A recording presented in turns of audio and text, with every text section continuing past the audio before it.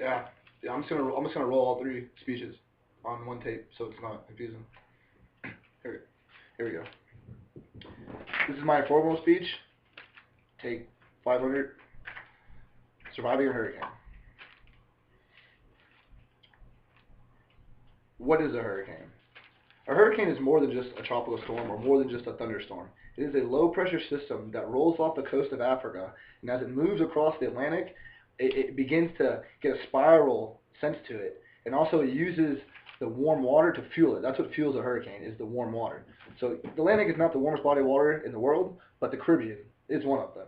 So as these low pressure systems roll off of Africa and across towards North America, South America, what happens is they get caught up in the Caribbean in the jet stream there, and that is like putting gas on a fire. That is just igniting the storm into something massive.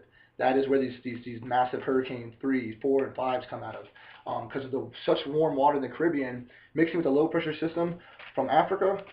It's a perfect bomb, and that's what happens. You get these monster storms, and the way the storms are categorized by the National Weather Service Center is a category 1 through 5. 1 being from 75 to 95 mile an hour winds, 5 being 165 plus. Um, a few examples of category 5s was Hurricane Katrina in 2005 that hit New Orleans, Hurricane Andrew, which hit my southern Florida in the 90s, which I actually survived through. Also, and then you also have, just because a hurricane is not a category 5, it does not mean that it's not strong. I lived in Daytona Beach most of my life, and in '06, I believe, we got hit by Charlie, three storms in 3 weeks basically, and they weren't more than category 1s and 2s, but they did severe damage.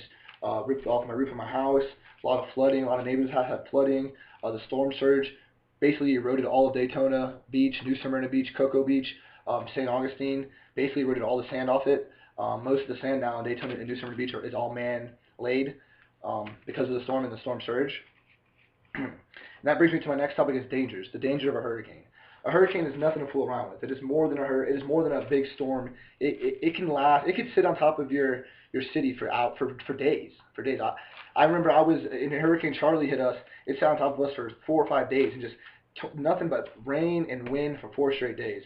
And it caused a lot of damage. The wind, the rain, the flood. It's more than just one thing. It's not just the flood water that's gonna hurt you. It's the wind, it's the rain, it's the constant just battering and shattering of your home and of your items and stuff, which a hurricane does. And some ways to help yourself and prevent that is most houses in Florida come now these days with metal shutters that you can close over your window if a hurricane is coming your way. But also, if you don't have that, you can buy those and the shutters and you place them on your windows so they don't get destroyed or nothing like that. Also, evacuate. If there's a mandatory evacuation, then you should evacuate. Don't try to ride out a storm. Don't try to think that the storm's not going to be hard or it's not going to be a big storm or you think it's going to miss. You never know. You don't want to be in the path of a major hurricane coming your way, sitting in your home. So if there's a mandatory or a voluntary evacuation, I would evacuate. I've lived through hurricanes and I've made some mistakes when I evacuated, and I would definitely evacuate if I had to do it again. Also, and if you're not gonna evacuate, and if you're gonna try to ride out the storm, having the right supplies can mean life or death.